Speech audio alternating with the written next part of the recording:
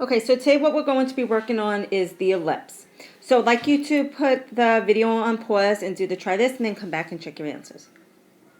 Okay, so let's take a look at the first equation here that we need to identify. It's x minus h squared plus y minus k squared is equal to r squared. This is the equation for a circle.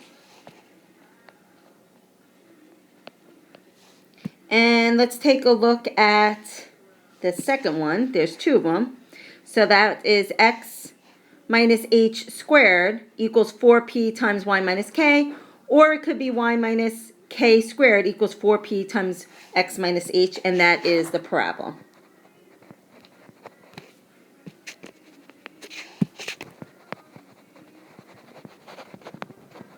All right, so now let's talk about an ellipse. Okay, so an ellipse is that shape that looks oval, looks like an egg. So an ellipse could look this way, could go side to side, long ways side to side. So with an ellipse has a major axis and a minor axis, and it also has a center. So the middle here is the center. And then it has a major axis. So this would be the major axis. That's the long side.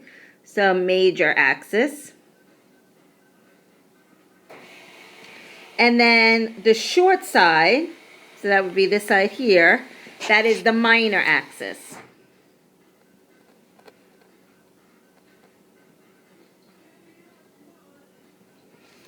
Okay, and same thing going the other way. So you can have your ellipse go the other way.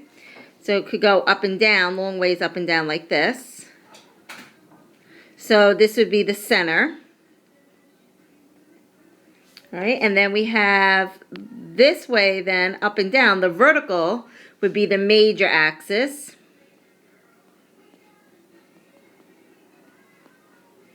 And then left, right, horizontal would be the minor axis.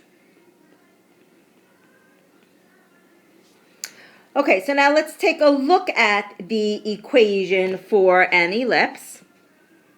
So the equation for an ellipse, there's two different equations depending on which is the minor and major axis. All right, so we have the horizontal axis. This means that the major axis is going horizontally, so it's going left and right. So it's going around this way. It's long left and right. So it's x minus h squared over a squared plus y minus k squared over b squared is equal to a. Is equal to 1, sorry. So what we have to know here is quite a few things. So the first thing is that with an ellipse, it has to be equal to 1.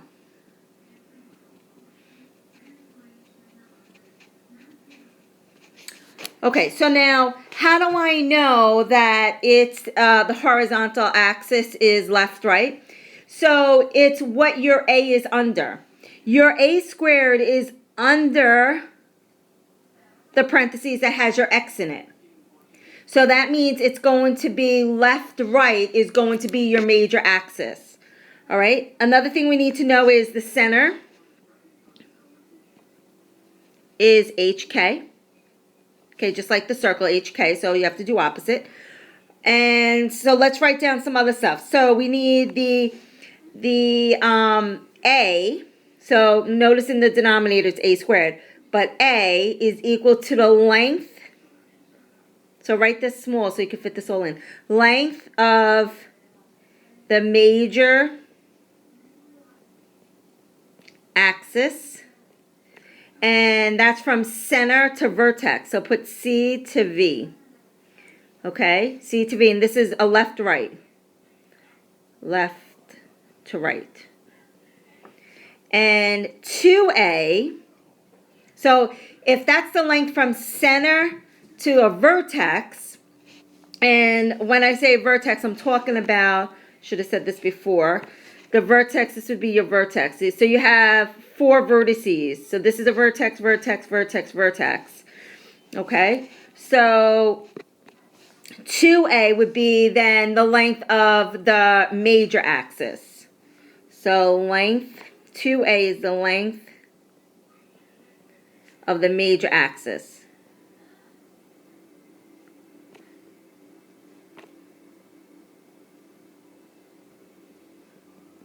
And that would be from vertex to vertex. Okay, so that would span the whole length of the ellipse. All right, now B, so A is going to be your bigger number. Okay, so B is going to be your smaller number. So B is equal to the length of your minor axis.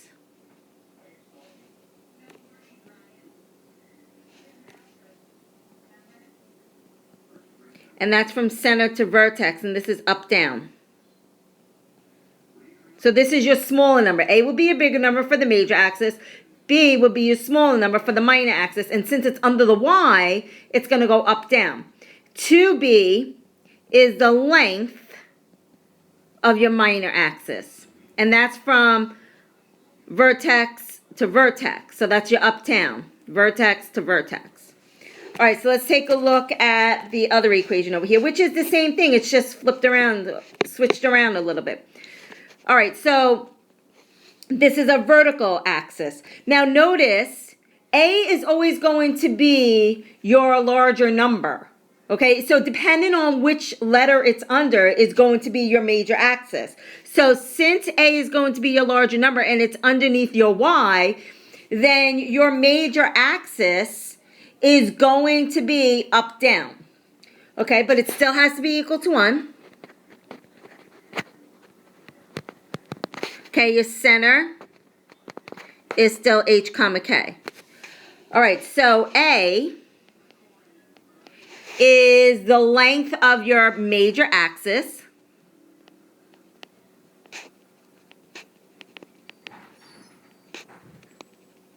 Okay, and that's from center to vertex, and this would be up, down.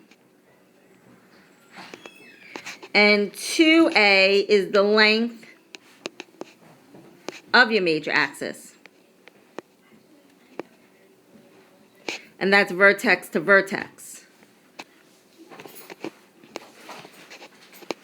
Okay, now B, which is going to be a smaller number, since it's underneath my X, my minor axis is going to go left, right. So B is the length of your minor axis from center to vertex. So this is left, right. And 2B is the length of your minor axis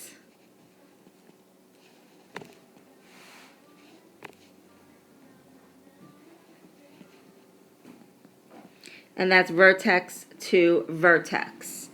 Okay, so let's take a look at some problems here. So take a look at number 1. It says to graph the hyperbola. So the first thing we're going to do is we notice to make sure it's equal to 1, and it is. So I'm going to identify the center. So my center is 1, negative 2. All right, now notice which number is larger. 9 is larger. So it's underneath my Y, so my major axis, so that's A squared is equal to 9. So A, right, you have to take the square root of 9, is 3.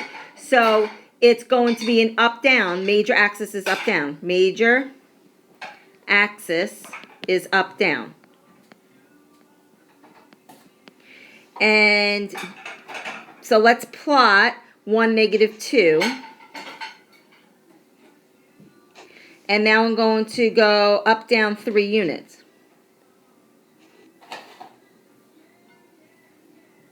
And let's write down those vertices.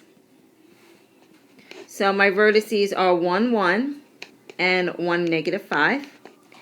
And now I need my minor axis, which is going to go left, right. So that's my smaller number. So that's my B squared. So my B squared is equal to 4. So that means B is equal to 2.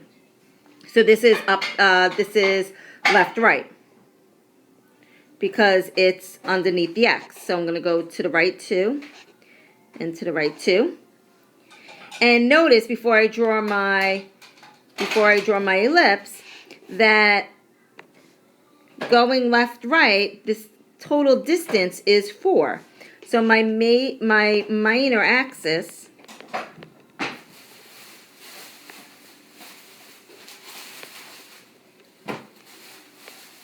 is equal to 4. And my major axis, which is up, down, that's a total of 6.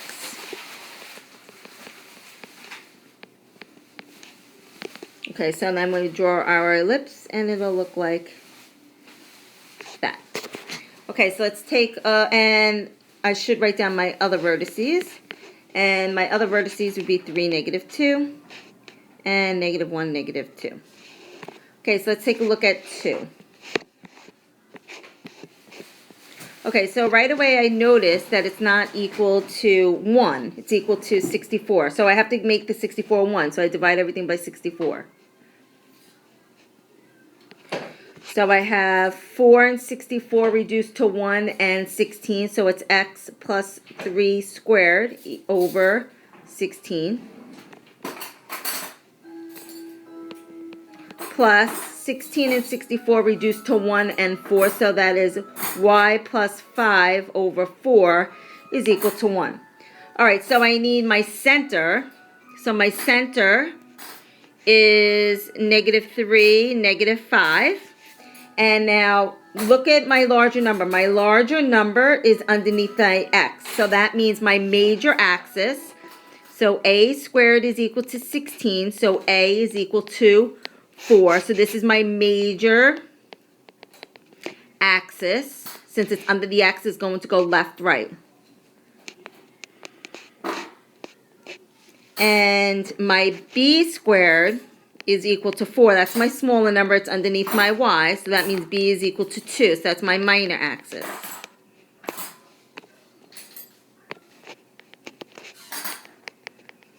And that's going to go up, down. Okay, now I could also identify the length of my major axis is equal to 8, and my minor axis is equal to 4. Remember, because these here are center to vertex. All right, so let's plot -3, -5. And then I'm going to start with my up, down, my left, right, 4.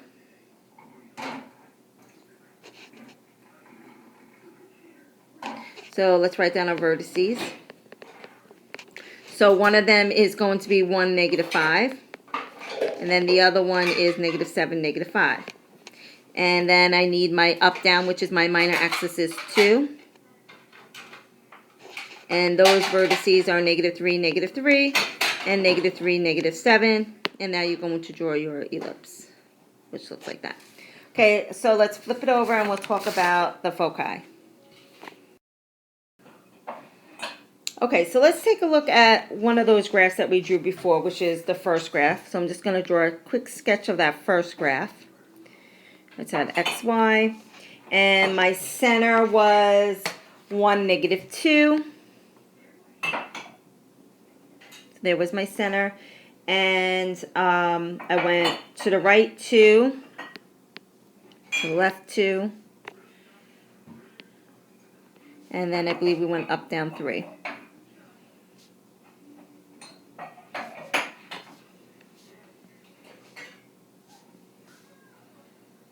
And here was my ellipse. So hopefully your ellipse looks a little bit better than mine.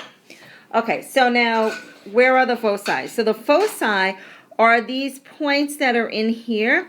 It's along the major axis. So let's write that down. So the foci are on the major axis. All right, so in this case, it's going to be up, down.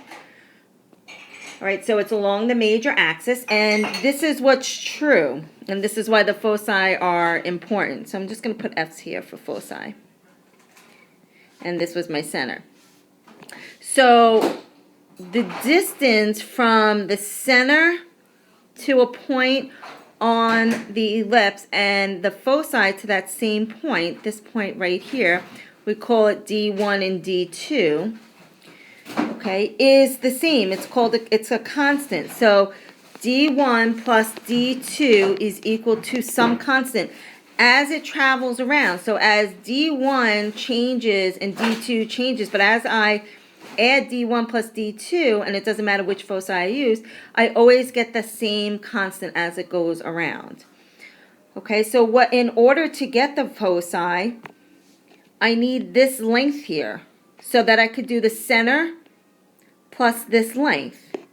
Okay, so this is called C. So this ends up creating a right triangle, and C, though, is not the hypotenuse. Okay, so C is actually one of the legs. So we use this formula, A squared equals B squared plus C squared. And notice where A is. A is here. Okay? It's not A squared plus B squared equals C squared. All right, so let's take a look at the equation for this guy here, which was x minus 1 squared over 4 plus y plus 2 squared over 9 equals 1. Okay, so my A, remember A is your larger number, so this is your A squared is 9. And your B squared is your smaller number, and that's 4. So then this is what we know when we fill in the formula. A squared equals, so my A squared is 9, so it's 9 equals my B squared, which is 4, plus my C squared. So I minus 4 from both sides, I get 5 equals C squared, take the square root of both sides, and I get C is equal to plus minus the square root of 5. Okay, so remember, I said that the foci are along the major axis. Now, in this case, my major axis was up-down, which is my, right, it was up-down up here, which is changing my y value. So if you're changing your y value, then you have to add and subtract the square root of 5 to your y value from the center. So remember, my center was, just going to move everything up. So remember, my center was 1, 2, 1, negative 2, sorry. And now I'm going to take the square root of 5, and I'm going to add it to my y value and subtract it. So my foci are going to be 1 comma negative 2 plus the square root of 5. That's one foci. And my other foci is 1 comma negative 2 minus the square root of 5. Okay, so let's take a look at the other equation that we have, and then we'll quickly do those foci too. Okay, so remember, that equation was, after we got it to equal 1, was x plus 3 squared over 16 plus y plus 5 squared over 4 is equal to 1.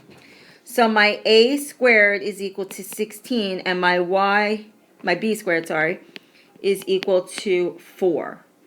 So remember, it's a squared equals b squared plus c squared. So it's 16 equals 4 plus c squared.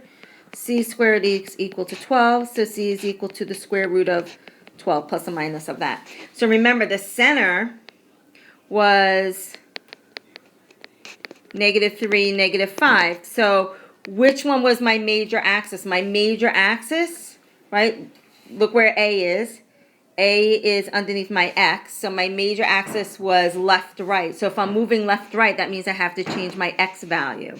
Right? So this is a horizontal axis. So you're going to add and subtract from X. All right, so my foci are going to be negative 3 plus the square root of 12 comma negative 5, and negative 3 minus the square root of 12 comma negative 5. Okay, so that's it, and we'll practice in class tomorrow. Have a good night.